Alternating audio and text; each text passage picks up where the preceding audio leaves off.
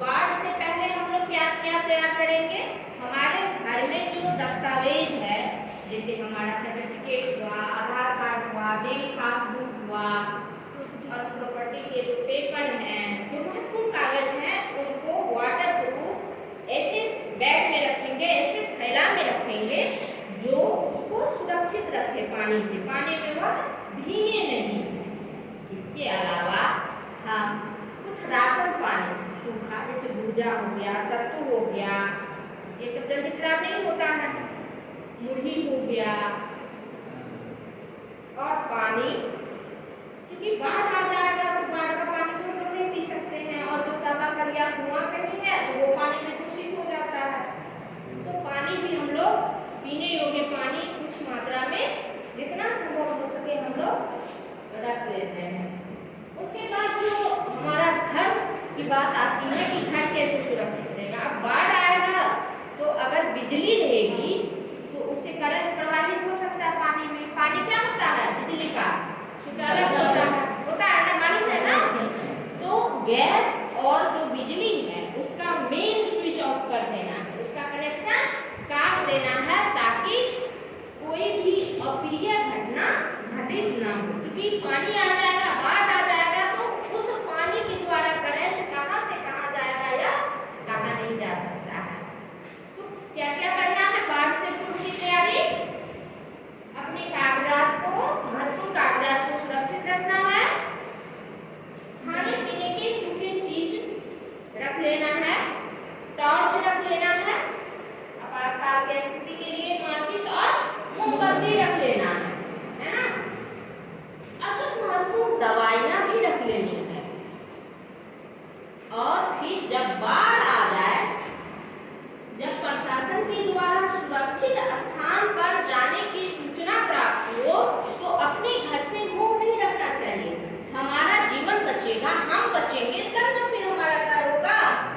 अगर हम नहीं रहेंगे तो घर तो रहेगा जगह पर, लेकिन उस घर में फिर रहेगा कौन? बाढ़ तो सब दिन नहीं रहेगा, बाढ़ तो फिर चले जाएगा ना, बाढ़ का पानी फिर खत्म हो जाएगा, तो फिर हम लोग वापस घर आते। तो जब प्रशासन के द्वारा यह सूचना दी जाए कि बाढ़ आने वाली है और अब आप लोग 24 घंटा या 72 घंटा के अंदर बाढ़ आने वाली है आपके इलाके में, आपके क्षेत्र में, और आप लोग सभी सुरक्षित स्थान पर चले, तो तभी अपने घर से मुंह नहीं करना चाहिए। और जो माल मवेशी है ना, उसको या तो पहले ही अपने जहाँ रिश्तेदार का कोई सुरक्षित घर है, जगह है, वहाँ दे देना चाहिए, या अगर नहीं दे पाए हैं तो रस्सी में बांध के नहीं रखना चाहिए माल मवेशियों को। अगर रस्सी में बंधा रहेगा तो वो डूब के मर ही जाएगा। अगर रस्सी खुला रहेगा तो वो सुरक्षित स्थान पर स्वयं भी जा सकते हैं।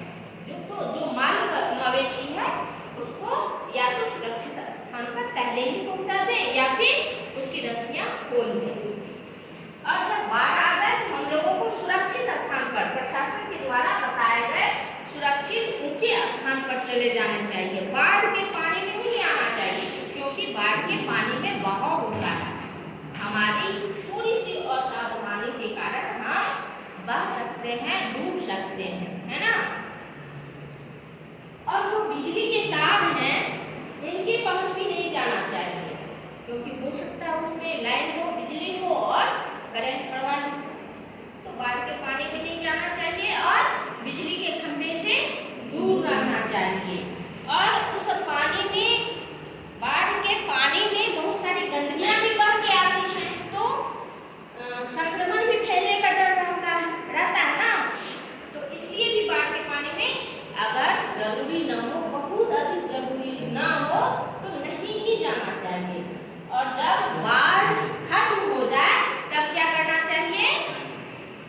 जब प्रशासन के द्वारा सूचना दी जाए कि अब आपका घर सुरक्षित है, आप अपने घर वापस लौट सकते हैं, तब हमें सावधानी पूर्वक अपने जगह, अपने घर आना चाहिए और सुनिश्चित होने पर ही, सुरक्षित अवस्था में ही लौटना चाहिए। लौटने के बाद हमें दूषित भोजन पानी से बचना चाहिए। जो भोजन बाढ़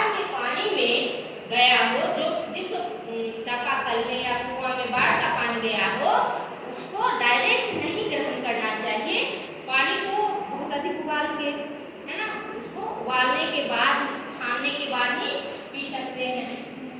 उसी तरह जो भोजन बाढ़ के पानी में चला गया, जो साग सब्जी, उसका इस्तेमाल नहीं करना है। और बाढ़ जाने के बाद बहुत सारे विषैले जीव, सांप, बिच्छू वगैरह जो है और अन्य विषैले जीव जमीन पर आ जाते हैं, तो उनसे भी सुरक्षित रहना चाहिए। और संक्रमण से बचने के लिए जितनी सावधानियां हैं वो सब करनी चाहिए। एक और बात है, अगर किसी को तैरने आता है और कोई अगर डूब रहा है तो उसको जाके डायरेक्ट नहीं बचाना चाहिए, किसी रस्सी या कपड़े की मदद से उसको बचाना चाहिए।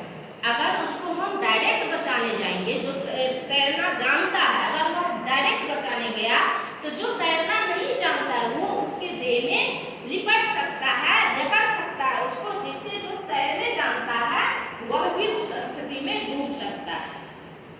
और गहरा पानी हो तो बचना और मुश्किल हो जाएगा। तो डूबते हुए व्यक्ति को कैसे बचाना चाहिए? किसी रस्सी या कपड़े के सहारे से उसे बचाना चाहिए। उसको रस्सी या कपड़ा पकड़ा दो तो उसको खींचे पे बाहर फिर निकाल सकते हैं। और जिसको तैरना नहीं आता है उसको बचाने के लिए पानी में तो बिल्कुल नहीं कूदना चाहिए। पानी में बचाने के लिए उस व्यक्ति को भावना के आवेश में आके नहीं कूदना चाहिए जिसको तैरने नहीं आता है।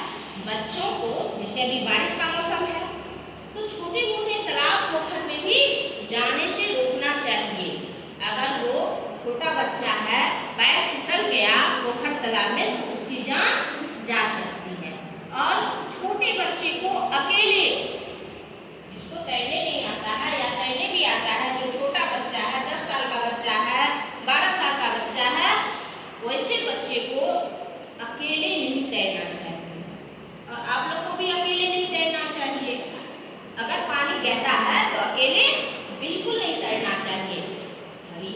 हो सकता है कुछ उपयोग हो जाए तो कैसे बचेंगे? अगर आपके गार्जियन है, आपसे बड़े अनुभवी हैं, वैसे लोग हैं जो आपको डूबते हुए स्थिति से सुरक्षित निकाल सकते हैं, उस स्थिति में ही तैरने सीखना चाहिए या तैरने जाना चाहिए। और गहरे पानी में अब तो हम लोग को इधर नहाने धोने के लिए तालाब नहीं जाना पड़ता, चापाकल पे नहाते धोते हैं ना। तो अगर जिस इलाके में चापाकल की व्यवस्था नहीं है, कुएं की व्यवस्था नहीं है, वहाँ तालाब में गहरे पानी में नहाने धोने नहीं जाना चाहिए। और हम लोग जो गंगा घाट जाते हैं, स्नान करने जाते हैं ना बराबर, तो वहाँ बैरिकेड लगा हुआ होता है, या तो बांस का बना होता है या रस्सी बना होता है ना। उसका मतलब होता है उससे उधर जाने पर खतरा है। क्या है? खतरा है। तो उन नियमों का अवश्य पालन किया जाना चाहिए।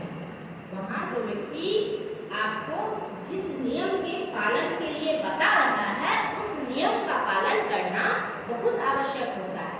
अन्यथा की स्थिति में पानी के तेज बहाव के साथ हम कितने भी अच्छे तैराक हो वह भी जाते हैं, है ना।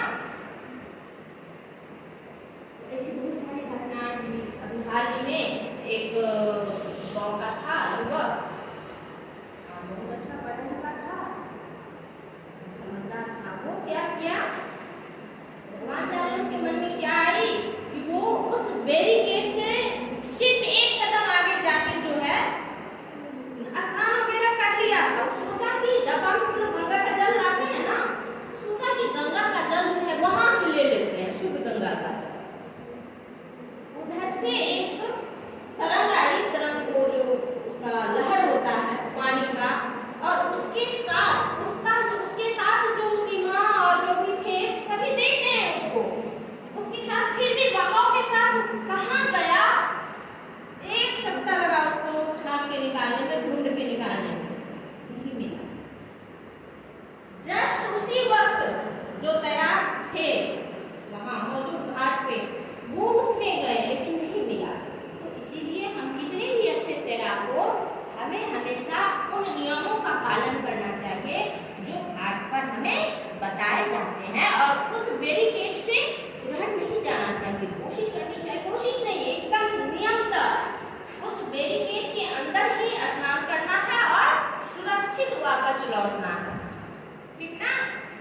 सुरक्षा ही एकमात्र उपाय है। तो अब ये वर्ड्स हो गया। अब तुम लोग को बताना है क्या क्या सीखा तुम लोग, कैसे बचोगे।